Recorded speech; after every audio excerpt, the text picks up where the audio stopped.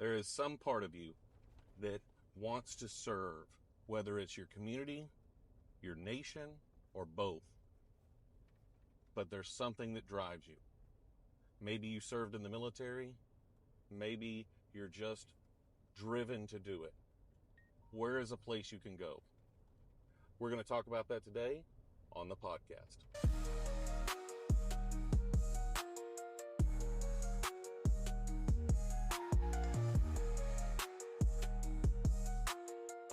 Today, we changed up the venue a little bit. We're out here on patrol, and we are riding around Grayson County with a patrol supervisor, and this is Corporal Eric Gann.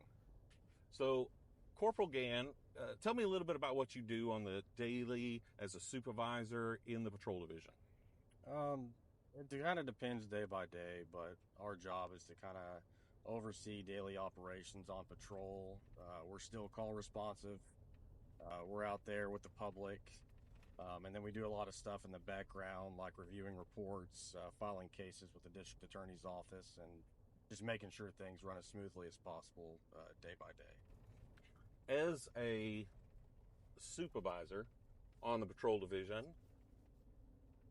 you said you're call responsive, so there's a possibility you may end up being the person that responds to a call.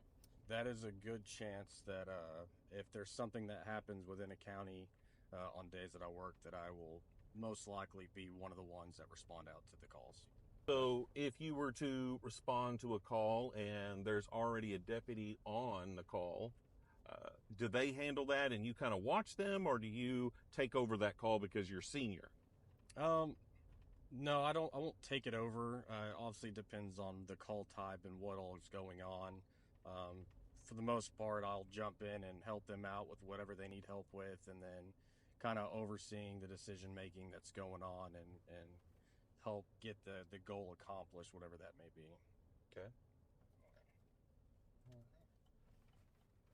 When you're on patrol, what are you doing? Being visible, being out, talking to people, stopping cars for traffic violations, and trying to make as many contacts as possible that I can. Okay.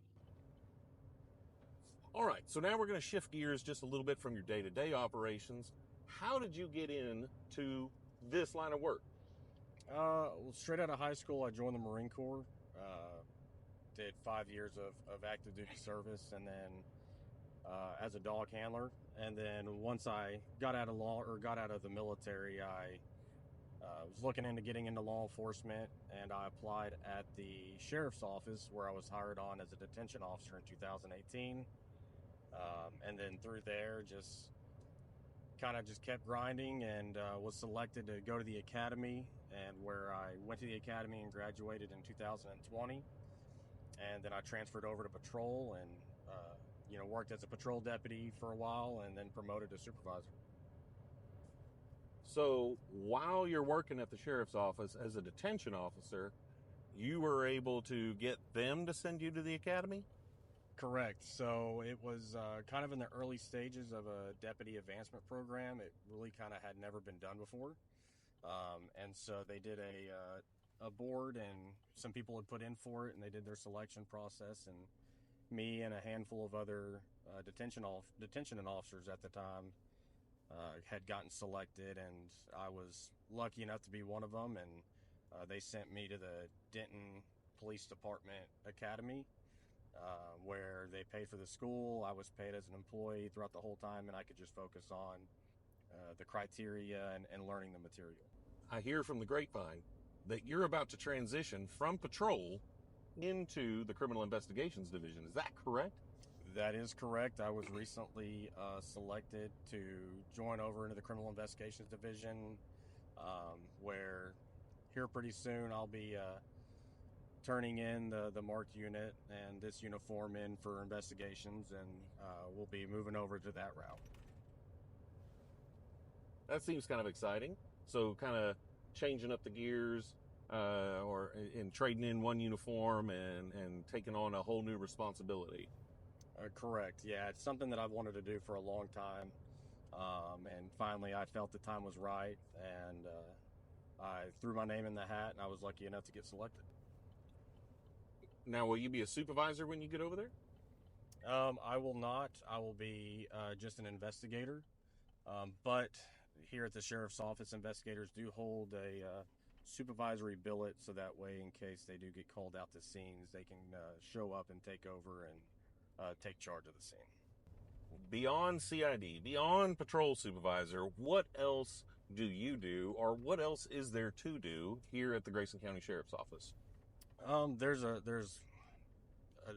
large number of things you can do. So I am a member of the hostage negotiator team, where we're responsible for critical incidents, coming out, trying to find a peaceful resolution to a critical incident.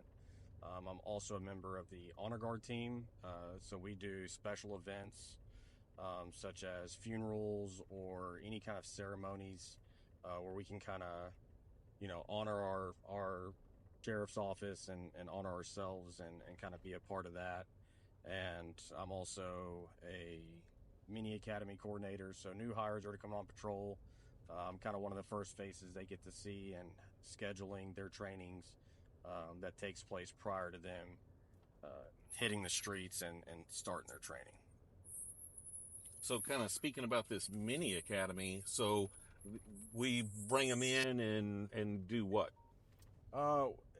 We essentially get them introduced to our policies, our procedures, show them what day-to-day is like, and then obviously making sure that they are ready to hit the streets, making sure they have the knowledge that they need, getting everything set up from uniforms to some of the daily forms that we use while on patrol, and just getting them set up for success, so that way when they hit the streets, they have all the resources that they need that could possibly be available to them.